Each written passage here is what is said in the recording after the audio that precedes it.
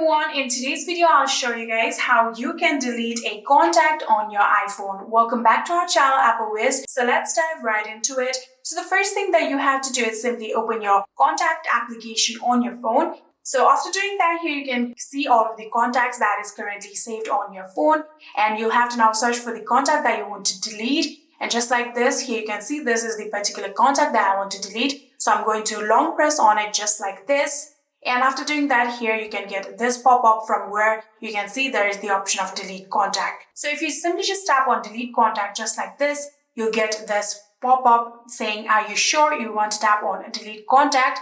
And just like this, that contact has successfully been deleted. So if you want to confirm it, you can tap on the search bar right here and search for that contact just like this. Here you can see I don't have that contact on my phone anymore. And yeah, that is it. I hope this video was helpful to you guys. If it was, please do not forget to hit that subscribe button and like our video. Thank you so much for watching. See you in the next.